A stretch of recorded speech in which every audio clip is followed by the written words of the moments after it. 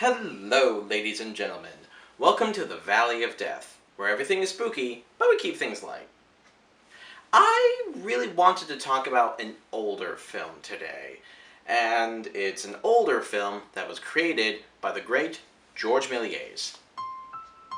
Although George Méliès is not the father of film, he is certainly, I would argue, the father of narrative film as well as special effects. George Méliès made a lot of silent films in the late 1800s to early 1900s, and a lot of his movies were incredibly inspirational to what we have today. I would argue his most famous work is A Trip to the Moon, which if you've been to any film classes whatsoever, you've probably been shown that movie. It was masterful, it was incredibly well done, and not to mention, what he did was just incredibly impressive when it came to special effects. A lot of people called him a wizard, an illusionist, many other terms that basically go with those. But we're not going to talk about that film today. We're actually going to talk about one of his earlier movies, simply called The Manoir du Diable, also known as The Manor of the Devil. The Manor of the Devil is a very interesting movie. Not because George Méliès necessarily tried to stay away from anything that was scary, as a lot of his films actually had some, I wouldn't say disturbing images, but definitely eerie or creepy in a manner of speaking, especially back then with all the masterful things that he was able to do with film. It came off as a little bit off-putting. The Manor of the Devil was actually supposed to be a film of wonder, or even a comedy of sorts. But when people watched this movie, they ran to the hills screaming. The Manor of the Devil is actually considered to be one of the, if not the very first horror film. It is a very interesting movie. I mean, it's a very simple story, but this, I would argue, is where a lot of the earlier effects that George Méliès came up with kind of started from. This certainly isn't his first movie, but a lot of the things that you see in other films of his, such as Trip to the Moon, started here. When you watch it, it seems very silly, but honestly, a lot of tricks and stuff that filmmakers use today started because of The Manor of the Devil.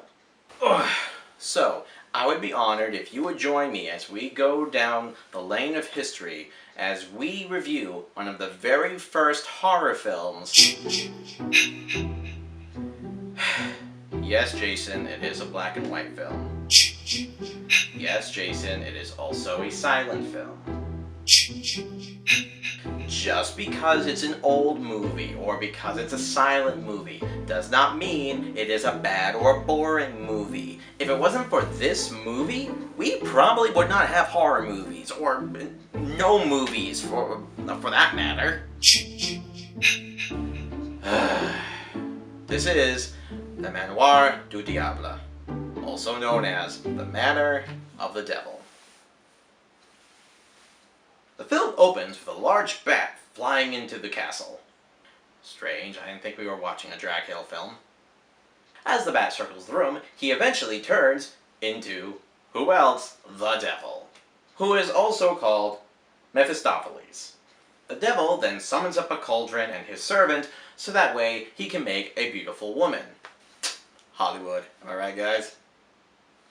Although this movie was actually filmed in France, so not actually. The Devil eventually clears the room as two cavaliers enter. The rest of the movie is basically just the Devil and his assistant messing around with the two cavaliers by jabbing them, making fun of them, basically, messing around with them and trying to scare them. One of them eventually does get scared and runs off, but one of them stands his ground and he does try to figure out kind of like just what's trying to go on. But then all of a sudden, a skeleton appears. Spooky. The skeleton turns into a bat, which then of course turns into the Devil, and then after that, 4 specters then attack our hero. And honestly, this part is a little bit creepy and unsettling in some ways. Eventually, after messing around with our hero for a little bit longer, the Devil eventually gives our hero the beautiful woman that he created. Of course, our hero probably thinks, oh, this is a very nice, charming thing. Thank you so much for giving me a beautiful woman. Holy crap, she's an old hag. A lot of people got upset simply just because of the artistry that Méliès was putting into the movie, by the skeleton turning into a bat, the bat turning into a person, and so on and so forth. There were a lot of other elements that they also got really creeped out at. The humor is supposed to be in the trickery the devil and his servant are trying to pull over on the Cavalier, and it is rather funny. Honestly, the whole film is pretty hilarious. But it's because of the effects that Méliès puts into his film that makes it into an almost scary movie. Obviously, by today's standards, this movie is nowhere near scary. If anything, it's very charming. However, back then, film was new, and no one really knew the capabilities and things that you could do with it, especially the general public. So seeing something like this honestly scared the living crap out of them. If you can get scared by a train coming at you in film, then honestly, this is probably nightmare fuel for them.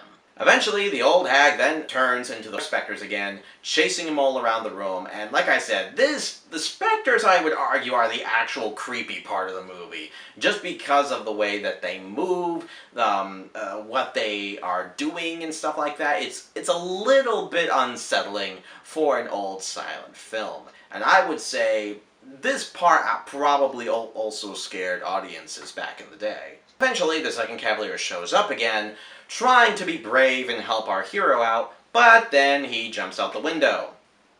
Good job? Eventually, our hero grabs a crucifix and shoves it in his face, only for the devil to eventually vanish and our film to end.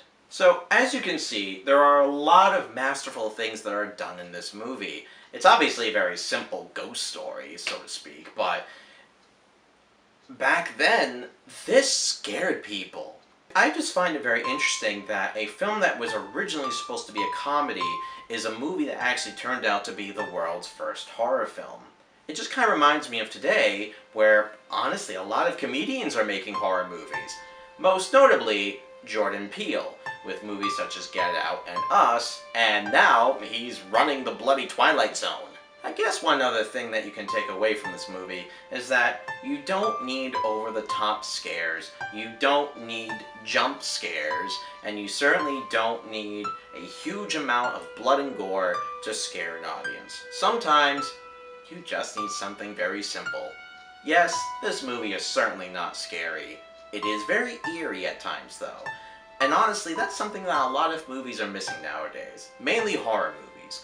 They are missing the sense of dread. A lot of filmmakers think that they can just shove a scary image in your face and you will immediately be scared. But with everything that's being filmed today, and honestly, even the horrors that are happening in the world, horror films are not really that scary anymore. To a child, absolutely. But to a lot of us, these movies are no longer really that unsettling. There are many good horror movies being made today, do not get me wrong. But when it comes to the overall abundance of horror movies that we are given every day, whether or not it's straight-to-video movies or whether or not it's massively produced by big giant Hollywood studios, sometimes I think you just need to take a little look to the past and see that sometimes simple can be a lot more scary. See, Jason, the movie wasn't bad. It was actually really quite enjoyable and very, very charming. Wow, really? You're agreeing with me for once? Hey, I don't know how to handle this. Really? You want to make that kind of deal? Oh, okay. I guess we can make that kind of deal then.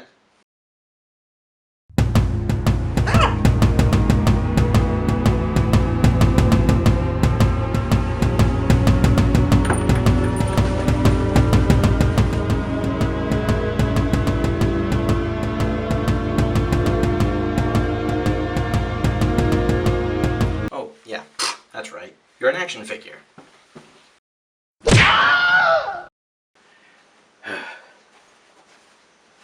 Well, that'll teach me to mess with demonic toys again.